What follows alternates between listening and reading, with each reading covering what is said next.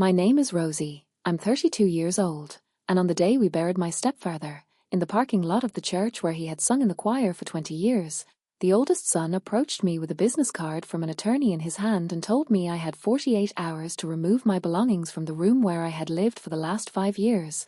He told me the house was legally his and his siblings, that I had no legal connection to his father or to that property, and that if I didn't vacate voluntarily he would proceed with a court order. I stood looking at him for a moment, this 42-year-old man I had seen exactly 3 times in 5 years, who had arrived at the funeral with a suit and an attorney and the expression of someone who has come to collect something he considers his, and I thought about Frank, about his large hands on the kitchen table while we had breakfast, about his voice telling me, "Rosie, there are things you need to know before I'm gone," about the 3 years we had spent quietly building something that this man with his attorney's card didn't know existed. I took the card, put it in my pocket, and told him, "Talk to your attorney on Monday," and turned around and went back inside the church where my mother was still crying in the front pew, knowing nothing about what Frank and I had built together, knowing nothing about what was about to happen, having been present for neither of the two things.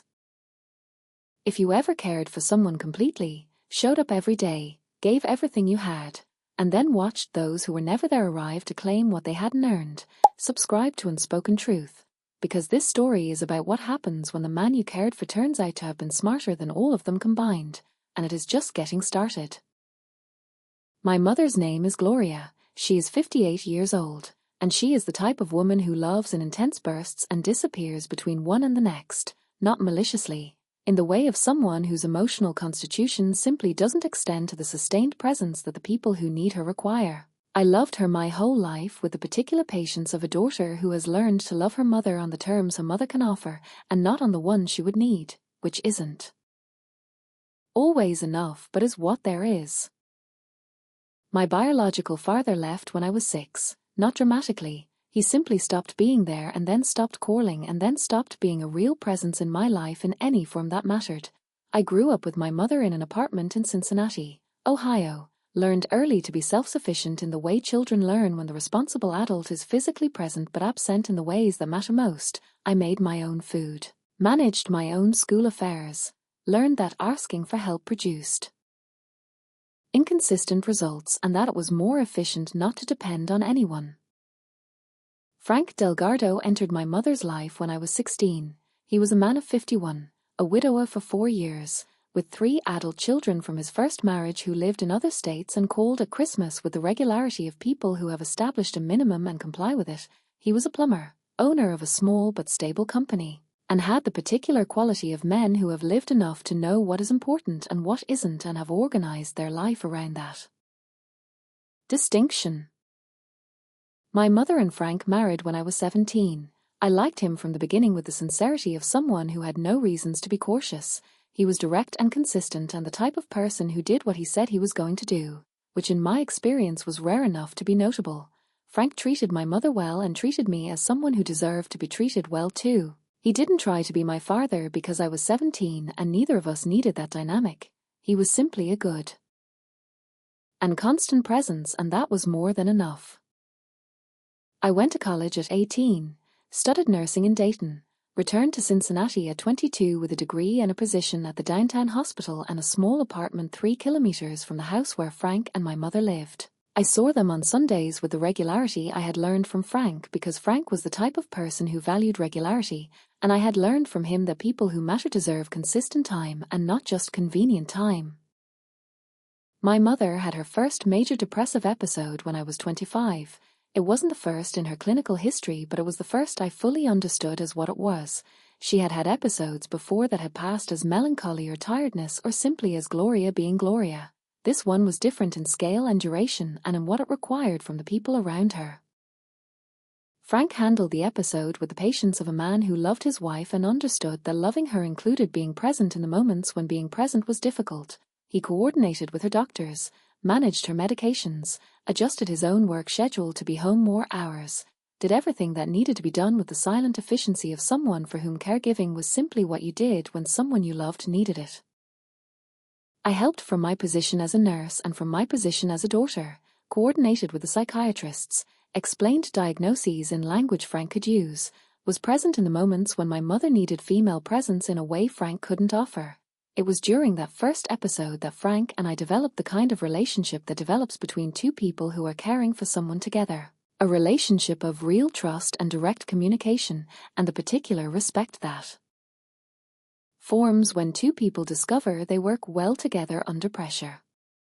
My mother recovered from the first episode in 8 months, returned to a functional version of herself.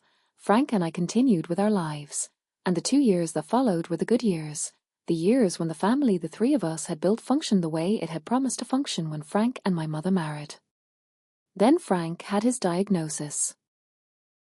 The diagnosis came when Frank was 63, amyotrophic lateral sclerosis, a disease the neurologist explained with a particular economy of words of someone who knows there is no way to soften what they are saying without lying, progressive, no curative treatment, with a trajectory that would vary in speed but not in direction. Frank listened to the doctor with the same attention with which he listened to everything, asked specific and practical questions, took notes in a small notebook he took from his jacket pocket, and in the car on the way home he was the first to speak. He told me, "Rosie, I'm going to need help and your mother isn't going to be able to give it to me alone." He said it without resentment. As a fact, he knew my mother and knew what her constitution could sustain and knew that what was coming exceeded that capacity. He asked if I would be willing to move into the house, said he understood if I couldn't, said we would find other options. And I told him yes before he finished the sentence because it was the right answer and I knew it and didn't need time to know it. I moved that month, set up my room in the guest room which became my room without need for negotiation, adjusted my hospital shift to mornings to be home in the afternoons, coordinated with a care agency for the nights I worked night shifts, and the 5 years that followed were the 5 years that define what I am in a way no other experience in my life has done comparably. I won't romanticize caregiving because doing so would do a disservice to anyone thinking about embarking on it. Caring for a person with ALS is physically demanding and emotionally heavy and requires a complete reorganization of your life that comes without compensation or recognition or any of the things that in other circumstances would come with 5 years of dedicated work. It requires simply that you be present and that you keep being present when being present is the hardest thing you can do. My mother was present in the way her constitution allowed, which was a real but insufficient way for what the situation required.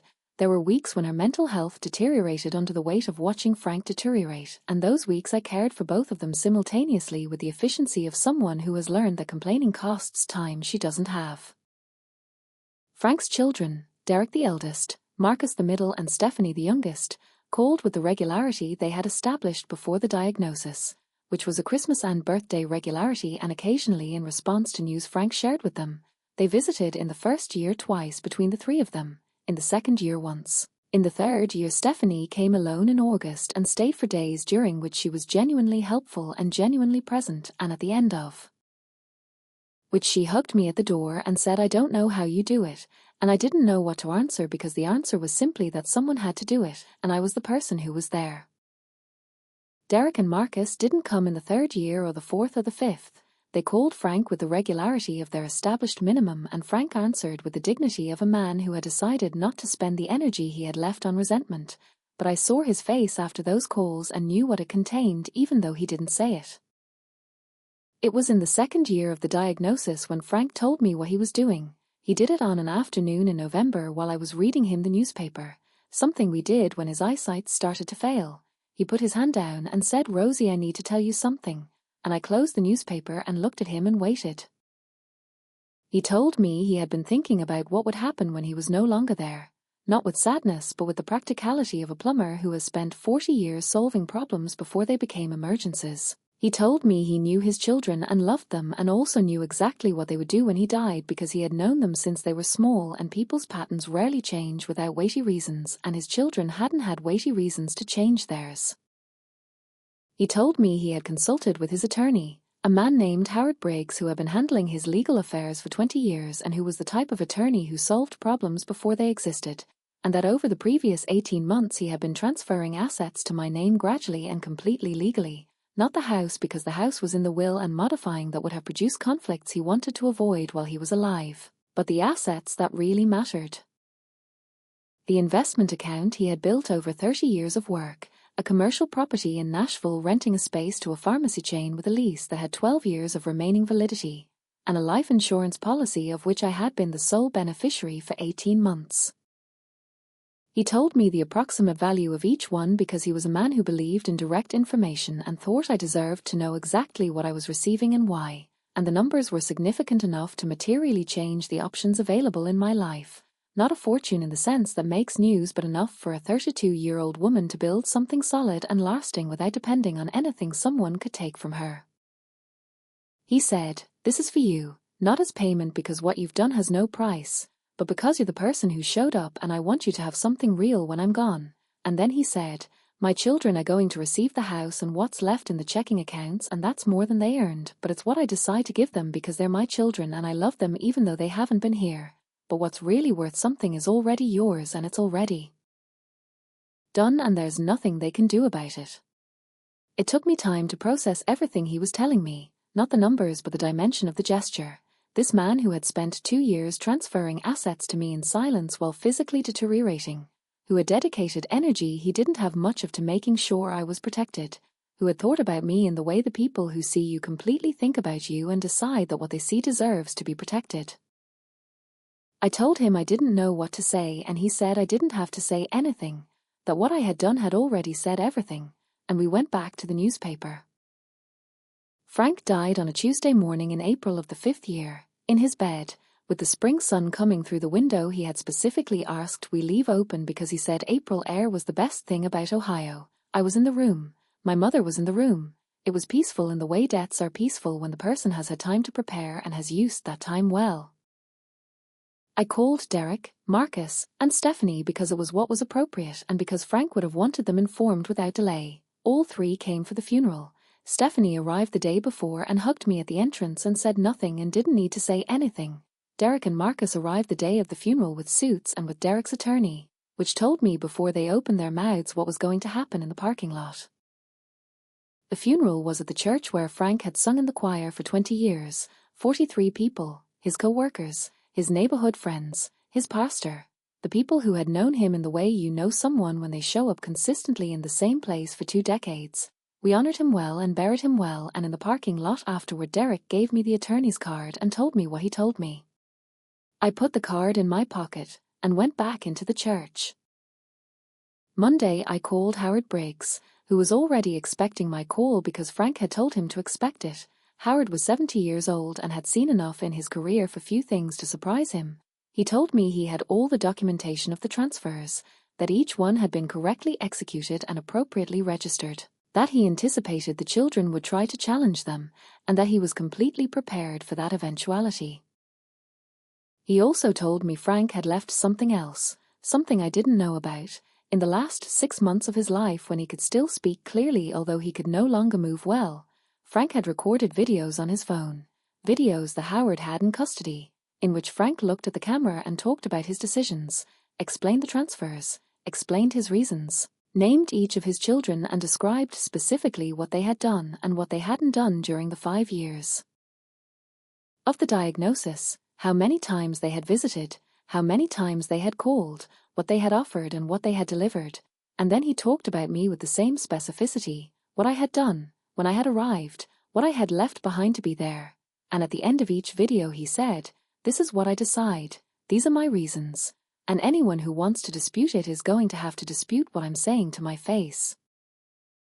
Howard told me there were 11 videos, recorded on 11 different days during the last 6 months, and that each one was dated and authenticated and completely admissible as evidence of the testator's intent.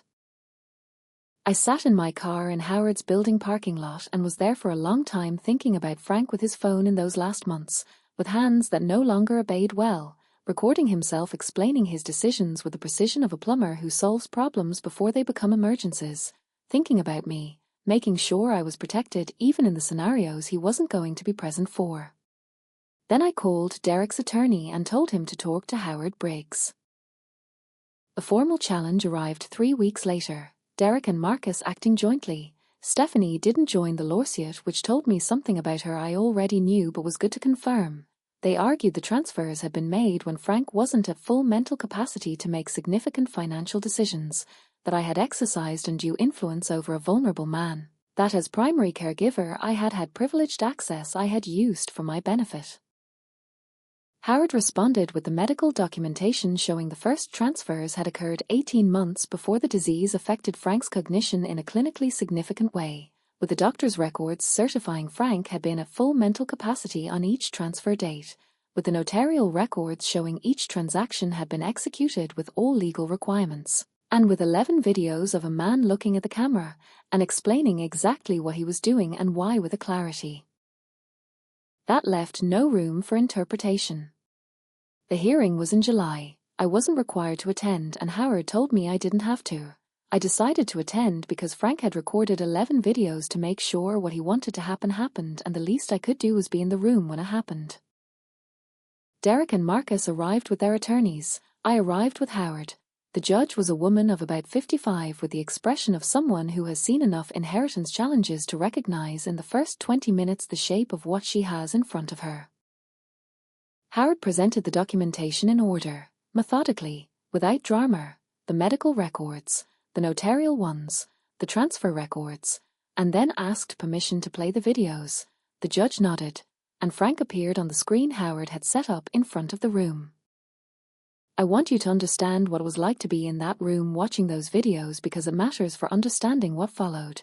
Frank on the screen was Frank 6 months before he died, thinner than he had been but completely himself. The same eyes, the same direct voice, the same little notebook in his hand where he had written the points he wanted to cover because he was the type of man who made lists even for this.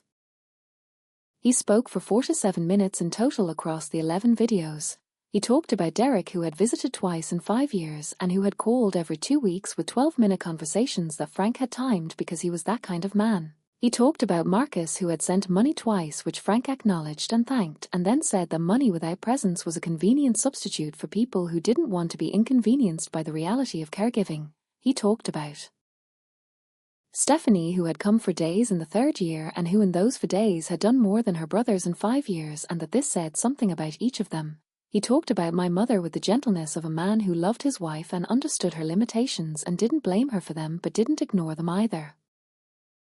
And he talked about me. He talked about the November call when I said yes before he finished the sentence. He talked about the 5 years. He talked about the nights. He talked about the mornings. He talked about the days when the deterioration was faster than expected and I adjusted without complaining. He talked about the conversations we had in those 5 years that were the most honest conversations of his adult life by his own words. He talked about what I had left behind to be there. Their apartment, the night shifts, the possibilities I hadn't pursued because pursuing them would have required not being there. And he said, what I give her is not payment. Payment would be impossible. This is recognition. This is what you do when someone gives you 5 years of their life and you have the good fortune to have something to give them in return. Derek in the room had his jaw set with the expression of a man hearing things about himself he would prefer not to hear in a room with witnesses. Marcus stared at the table. Derek's attorney wrote on his notepad with the speed of someone occupying his hands, so he doesn't have to occupy his face. The last video, Frank looked directly at the camera and said, if any of my children is watching this in a courtroom, it's because they try to dispute what I just explained. And if they've gotten this far, I hope they've listened well, because this is not an opinion. This is what happened. And this is what I decide to do with what happened. And I decided with full awareness and full intention, and the only regret I have is that I couldn't be present to tell them in person. The judge dismissed the challenge that same day. Derek and Marcus received the house, which had a pending mortgage of $220,000 and which in the current market was worth approximately $280,000, a net gain of $60,000 divided between 2 if they decided to sell it, which was significantly less than they had anticipated when they arrived at the funeral with suits and attorneys. They also received Frank's checking accounts, which totaled $17,000 between the two. I received the investment account, the commercial property in Nashville with its pharmacy tenant and 12 years of remaining contract, and the life insurance. The 3 together represented something that materially changed the options available in my life in a way Frank had calculated with the precision of someone who had spent 40 years solving problems before they existed. Stephanie called me the week after the hearing, not to talk about money, to say she was glad her father had had someone there, that she regretted not having been able to be that person, that she hoped someday we could have coffee and talk about him the way people who really knew him talk about someone. I said yes, and I meant it. Derek didn't call, Marcus didn't call, which was consistent with their patterns and didn't surprise me. I kept that silence in the same place I had kept their absences for 5 years, as data, as part of the complete record of what happened and what didn't, without resentment, because resentment costs energy I have better ways to use. It has been 8 months since the hearing. I bought an apartment in Cincinnati with part of the life insurance, the first that is completely mine and that I furnished, slowly choosing each thing because I liked it. I left the hospital and opened a care management consultancy for families navigating progressive diagnoses. I do it because I know how it's done and because I know what families need in those moments, and because that combination is rare enough that there is real work waiting for whoever has it. My mother is still in the family home, the house that Derek and Marcus decided not to sell yet for reasons they haven't explained to me and that I haven't asked them to explain. I visit her on Sundays with the regularity I learned from Frank. I love her on the terms she can offer and not on the ones I would need, which isn't always enough but is what there is, and I've learned there is peace available in accepting that without bitterness. On the wall of my apartment I have a photo of Frank and me in the garden of the house. My mother took it on a summer Sunday of the 3rd year. Frank was in the wheelchair he had started needing that year, and I was standing beside him with my hand on his shoulder, and we both look at the camera with the expression of two people who have come to an understanding that requires no explanation. We don't exactly smile, we are simply there, completely present in the same space. And that says everything. I think about the 11 videos sometimes, about Frank with his little notebook recording himself in those last months with hands that no longer obeyed well, making sure what he wanted to happen happened, solving a problem before it existed in the only way he still could. And I think that is what love does when it has time to prepare. It makes sure. If you are the person who stayed, who was there when others weren't, who reorganized their life around someone who needed it without anyone formally asking you to, I want to tell you something Frank understood before I did. Caregiving has real value, and the people who see you completely know it. And sometimes the people who see you completely do things in silence to make sure that value is recognized in ways that outlast them. It doesn't always happen that way. I want to be honest about that, because the world doesn't always reward caregiving the way Frank rewarded me. Sometimes you care for years and the only thing you receive is exhaustion and the absence of the people who should have been there. And that is a real injustice, and I have no words that undo it. What I do have is this: the care you give is real regardless of what you receive in return. What you build in those years is real. Who you become in that process is real. And no one can take that from you, even if they can take other things. Care with open eyes. Document what you can. Know your rights. And if you have the good fortune that the person you care for is the type of person Frank was, listen when they tell you there are things you need to know. Because the people who see you completely sometimes leave instructions. My name is Rosie. I'm 32 years old. And on the wall of my apartment there is a photo of a man in a wheelchair and a woman standing beside him who was simply there, completely present in the same space, needing nothing more than that to say everything that needs to be said. Thank you for listening. Take care of yourself. And if no one has told you lately that showing up every day is the most difficult and most real act of love that exists, I'm telling you now.